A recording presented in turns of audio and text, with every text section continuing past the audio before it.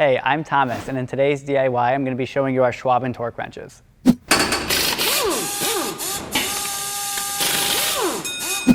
So I have two torque wrenches in front of me. One of them is the 3/8 drive torque wrench and the 1/2" drive torque wrench.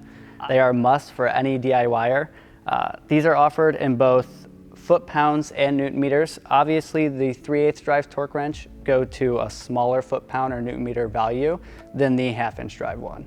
But let me go actually show you how to use one. So we have our 1/2" drive torque wrench and our 3/8 drive torque wrench. All cars, it doesn't matter manufacturer, they use different torque specifications for common bolts on subframes, wheels, or anything along those lines. This is a must-have for any DIYer if you look to do anything on your own or start to get into doing anything on your own. These are offered in electronic torque wrenches, and we offer our manual ones, and I'm actually going to show you how to do this. So this is like a typical wrench, except that it allows you to measure foot-pounds or Newton-meters. So up top, obviously, you have your 1/2" size. That could be 3/8 as well. You are able to tighten or loosen bolts. I don't recommend breaking bolts with a torque wrench loose, but you can do that. Obviously, we have our handle at the end to wind it up to whatever torque spec you're looking to achieve. And then this little knob down here is used to lock it or unlock it once you have it in place. So when you get to your desired torque spec, you go ahead and lock this, and that stops the handle from moving, so you don't move into a different torque spec and torque one bolt more than the other. Let me actually show you how to get the torque spec you're looking for. So we're going to be torquing this up to 89 foot-pounds for our Mark IV since we're putting the wheel on. That's the specification for the wheel. So you want to start by winding it up, and you'll see that there's different numbers here for different intervals. They're staggered slightly so you can get to the right torque spec. We're going to wind this up to 80.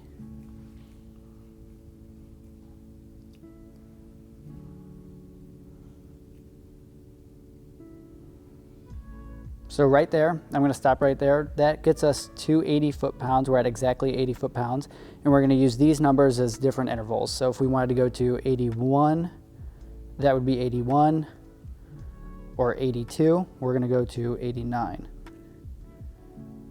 So we're at 89 foot-pounds. When you are setting this up, you want to make sure that these lines are set up in the center as well to make sure that you're getting as close as possible to the correct value that you want to be at.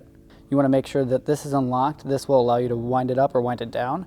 Once you're at where you want to be, you just go ahead and tighten this down, and that'll lock the handle in place. So when you're tightening down any bolt, you're not changing the torque value. So to properly use this, you want to make sure that you are locked and at your correct value. And when you're using this, you want to make sure that you're sitting flush on the bolt and you're doing it in one fluid motion and you're not all over the place with it. Another thing too is you want to creep up on your torque value. You want to slowly hit that number. You don't want to try to yank it down and get that number as fast as possible. You can do one click, or you can. Some people do 2 clicks. I know that 2 clicks are known for wearing out the torque wrench over time, but that's fine. And we also have our protective sockets here that you can see in another video that I'm going to use to demonstrate how this is used. So you want to make sure that the socket is sit flush, and you want to go in one fluid motion. And we're not going to torque this down all the way, since it does have to slightly be touching the ground to get a proper torque value. So now I'm going to lower the car to make sure that there's just enough pressure on the wheel so that we are at proper torque specifications.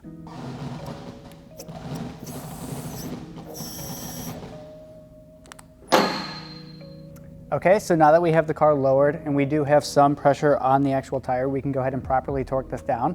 We do have our preload set for what the torque specification we want to be at for these wheels, and that's 89 foot-pounds. So I'm going to go ahead and show you how to slowly approach your torque value. Right there, 1 click. You can do 2 clicks if you want, but now you know you're at 89 foot-pounds, and then you can go ahead and continue in a star pattern. So I just torqued this bolt, so then we're going to go to this one next, then this one, and then this one, and then this one. So we can get a nice even torque all the way around the wheel.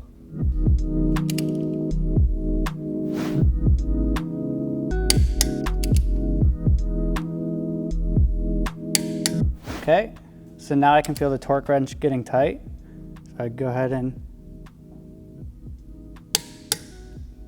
89 foot-pounds. So now that we've shown you how to actually use a torque wrench, these are precision instruments, so you want to be careful with them. You don't want to drop them or throw them around the shop.